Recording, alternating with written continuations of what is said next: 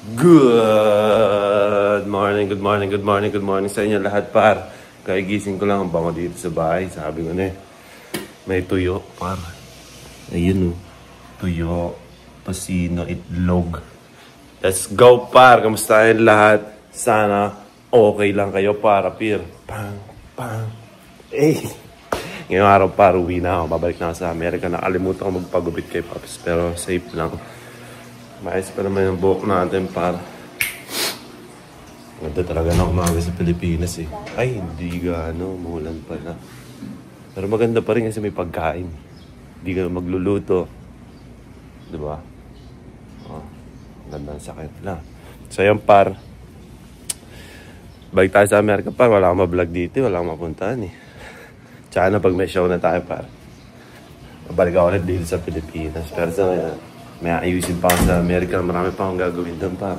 Marami pa akong pupuntahan doon. Doon muna tayo para marami kayong mapanood. Kasi yun lang naman yung gusto ko eh. Marami kayong mapanood, diba? Let's go! Choo!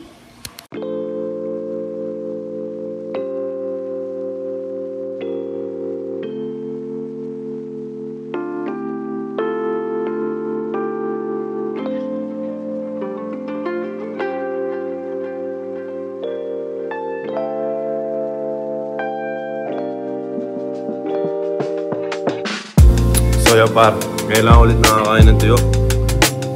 Sarap pala. Let's go.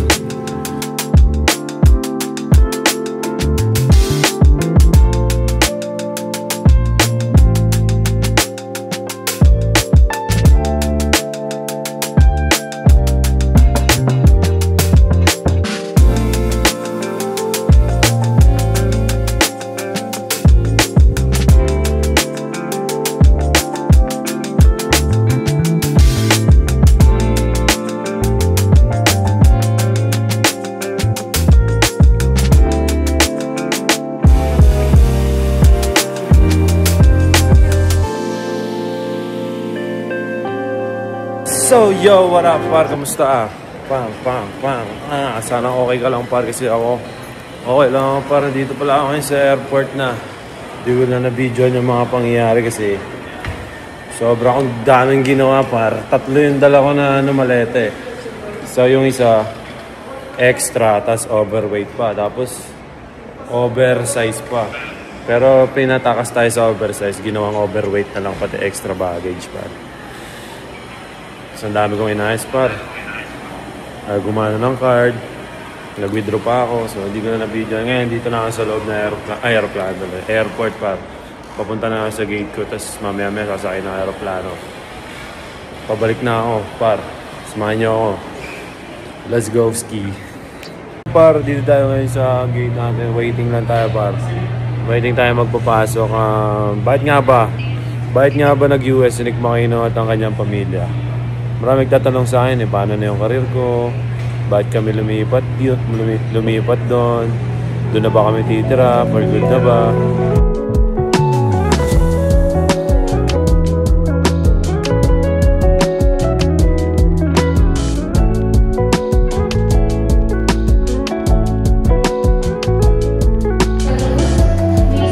Solo flight ulit.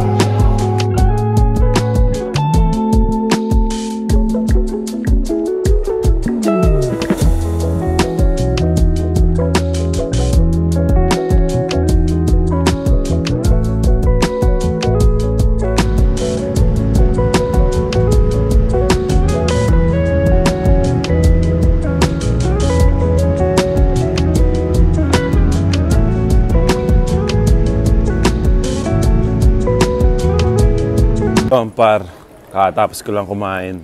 Masarap din pala yung udon, no? Kaso mas trip ko yung ramen.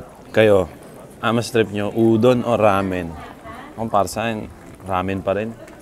Mas masarap pigupin yung sabaw ng ramen, pero safety lang, parehas lang. Para sa inyo, par, mas masarap sa inyo, udon o ramen?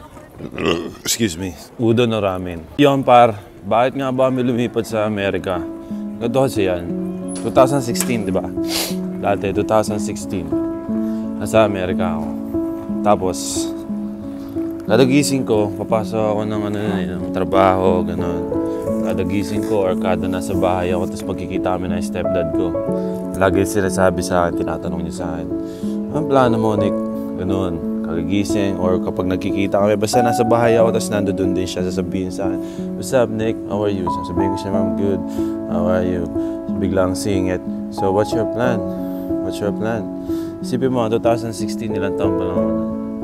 22, 21 yata. 21 pa lang ako nung par. So, di ko alam. Galing ako ng Pilipinas dun eh. Diba? 2014 lang ako pumunta ng Amerika. Tapos, hindi ko alam anong plano ko. Kasi sa Pilipinas, tambay ko lang naman eh. Wala naman, kapag wala ang plano sa buhay, okay lang eh. Basta, tambay tayo dyan. Kasama mga tropa, masaya lang, diba? Walang problema.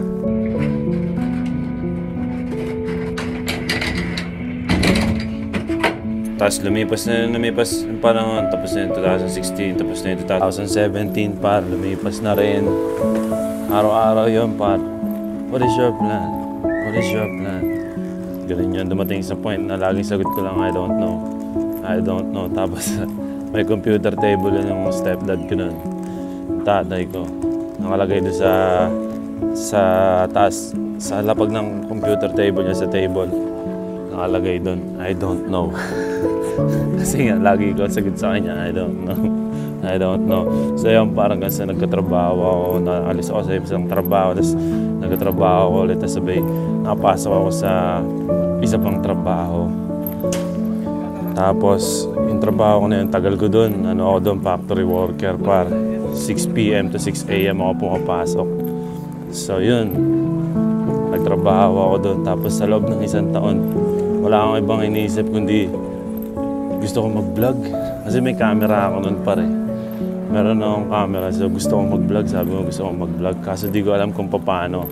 So yun, habang nagtatrabaho ako doon sa factory na yun, biglang, habang nagtatrabaho ako sa factory na yun, lagi kong iniisip ano yung intro ko, paano ko sisimulan yung vlog ko.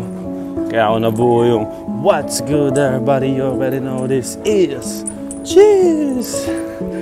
Kaya ako nabuo yun para kasi nagtatrabaho ako. Iniisip ko sa trabaho lagi. Nagbablog ako. Iniisip ko habang nagtatrabaho ako, nasa labas ako. Nagbablog, So habang ginagawa ko yung trabaho ko, iniisip ko sa utak ko, sinasabi ko yung vlog ko habang ginagawa ko yung trabaho ko. So yun par. Habang nagtatrabaho ako dun, tapos diba nandun nga sa trabaho na yun, factory worker. On the way ako sa trabaho na yun, nagsusulat naman ako ng kanta, gumagawa ako ng kanta. Doon ko nagawa yung Lexi, Neneng B, Walwal. Walwal is ginawa ko yun habang nagtatrabaho ako, nag-break lang ako, tapos sinulat ko. Tapos pinasa ko yung sample ng video kay Prom D, ganun. So yun pa, hanggang sa tumagal, paulit-ulit yung buhay ko doon, papasok, gagawa ng kanta. Habang nasa trabaho, iniisip ko, nagbablog ako. Alam mo yun, di ako makawala sa trabaho na yun kasi nga, may mga binabayaran ako, may mga kailangan akong, may mga bills ako par, so di ako makawala doon hanggang sa na-fired ako par. Tapos nung na-fired ako, tuwan-tuwa ako par kasi parang the best day of my life par, nawala ako sa trabaho na yun. Kaya tuwan-tuwa ako kasi sa isip ko nun, baka magiging vlogger na ako, blah. Basta tuwan-tuwa ako na wakawala ako doon kasi gusto ko nang mawala sa trabaho na yun. So nung na-fired ako, tuwan-tuwa ako. Umuwi ako sa bahay, sabi ng tatay, hindi ko pa nakita yung tatay ko, pumasok sakto. So yun, paggising ko, sabi ng tatay ko, what are you doing here? You don't have work, di ka pasok. Sabi ko, I got fired. Pang, nag-init na lahat ng tension. Blah. What are you gonna do? Blah. Pinagalitan ako para kasi ako lang trabaho eh. Hindi pwede walang trabaho sa Amerika eh. Ganun eh. So yun, pinalis ako dun sa bahay namin. Tumira ako sa bahay ng ate ko. Eh syempre, nung na-fired ako, hindi naman kinabukasan makakahanap agad ako ulit ng trabaho. So mga 1 buwan o 2 buwan, nag-vlog ako par. Sunod-sunod, dire-diretso upload. Kahit i-check nyo sa YouTube channel ko par, maraming kino live doon na luma. Wala akong trabaho ng mga panahon na yun, par. Tamang vlog lang ako kasi nga gusto ko maging vlogger, diba? Kumbaga tinupad ko yung pangarap ko na yun, par. Tapos, noong 2016, may isa pa akong gusto. Sabi ko, noong 2016, gusto ko maging vlogger. Gusto ko maging rapper.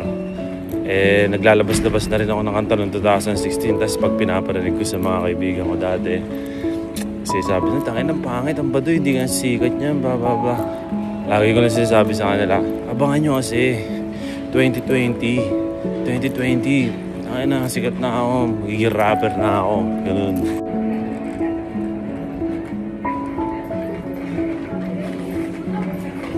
So yun na nga, ayun na nga yung nangyari. 2019, November, sumikat yung Neneng B. Nag-decide na ako, sabi ko, uwi na ako. Kasi para matesting ko na maging rapper. Kasi yun, sunod-sunod par. Sunod-sunod, gig, blah, naging rapper. Hanggang sa 2020, nagkaanak naman ako.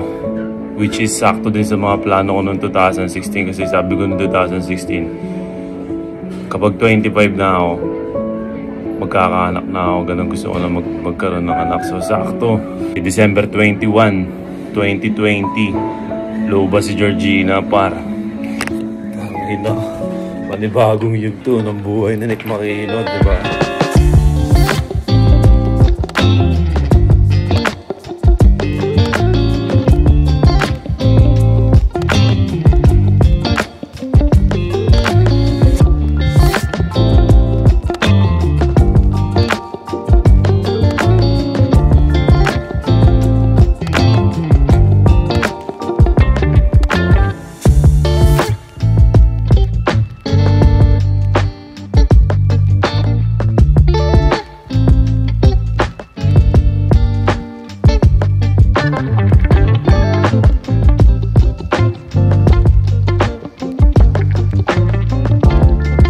Flight.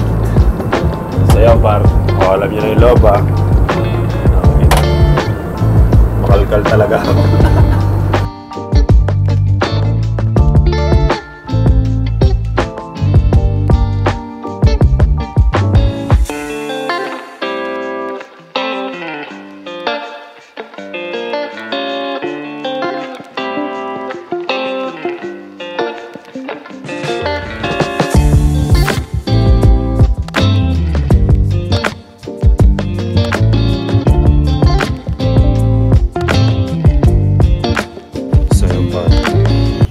Sa Amerika.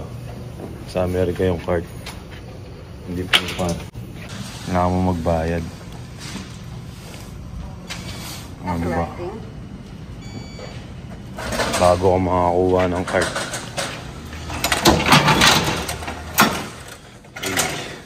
$6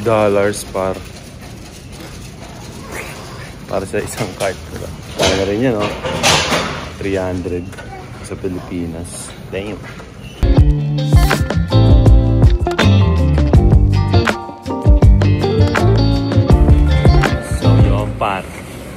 Habang naghihintay tayo ng maleta, continue. 2020 nagkanak ako, diba? So ilang goals na yung natutupad. Unang goals, maging rapper, maging vlogger.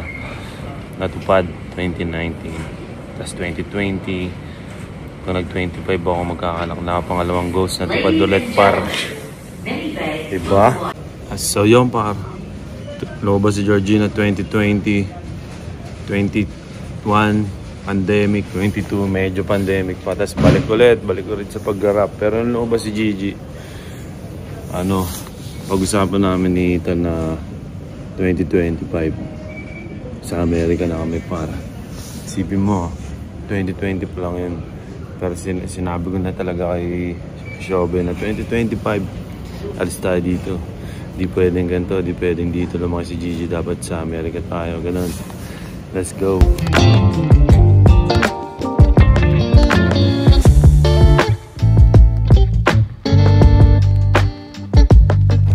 Par, hihintay lang ako dito ng Uber. Yun na nga, tuloy natin ang kwento par. 2020, diba, nagkaanak ako, 2 goals na natupad par. Isa sa pagiging artist, vlogger, rapper. Tapos magkaanak ng 25 years old, natupad na lahat yun, men. So nung lumabas si Georgina, pag-usapan namin ni Ital, or naisip ko rin, sabi ko, dadaling ko kayo sa America 2025, maghintay ka lang. Yun, par. Kaya ngayon, 2025, nandito na kami sa Amerika. Isipin mo, paano hindi ako tinatanong lagi ng stepdad ko na, anong plano mo sa buhay? Anong plano mo? Anong plano mo? Like, araw-araw sa loob ng isang taong par, tinatanong ako lagi ng anong plano ko. Paano kaya hindi niya ako tinanong, men? Planuhin ko kaya ng todo yung buhay ko, matuto kaya ako, di ba? Tulong din yung mga ganun, yung pinapressure ka. Kasi sa totoo lang ngayon nung magpapalakas sa'yo, men, pressure, par. Pag walang pressure, walang pampalakas yun, par. So yun. Ayun, 2025, fast forward, nandito na kami. Sakto, buzzer beater kasi November, October kami umalis eh. Patapos na rin 2025. So yan, par, dito ako nasisimulan ulit yung buhay ko. Di ko alam anong gagawin ko dito sa totoo lang. Mag-music pa rin. At the same time, di ko alam, par. Tapos na yung pinlano ko ng 5 taon. Bali nga, di nga 5 taon eh. Oh yeah, 2020 hanggang 2025. So 5 taon na plano, par, tapos ko na. So dito ulit ako sa Amerika. Plano lang ulit ako ng mga 5 taon. Pag kinaya ko, 10 taon na plano, par. Diba? Natupad lahat ng pinlano ko. Masaya na ako doon. Another plano na ulit, par. Another goal, another dreams, another type shit. Another struggle, another mistake, another learnings, another lessons. So yun, par. Maghintay ka lang palagi sa mga plano mo. Kung ginagalawan mo, alam mo naman matutupad yun pag di mo ginagalawan. Walang mangyayari sa'yo, par. Kailangan pa nagplano ka. Galawan mo, par. Uwintahin, lamig pa. Saan pa yung Uber ko? Ginaw na ako. Namiss ko na yung pamilya ko. Gusto ko na umuwi. Gusto ko na umilata, par. Let's go ski. Mga nakakilala sa akin, mga nakakita sa akin, mukha lang ako walang plano, mukha lang akong walang ginagawa sa buhay ko. Pero, men, pag nagplano ka, di mo naman dapat kasi sabihin eh. Sa lahat. Kaya sabi ko lang kay Shobe, gano'n. Kaboom! Dito na kami, par. Sa mga bata, sa mga teens, sa mga 20s, 21, 22, 23, 24, 25. Plano lang, par. Plano na may kasamang galaw. Tapos, huwag mo na sabihin plano mo sa iba, galaw mo na lang. Tapos, live life. Kailangan ano lang, masaya lang, par. Pag di masaya, baliwala yung plano mo na yun, par. Tuloy-tuloy lang. Araw-araw sipag lang. Let's go.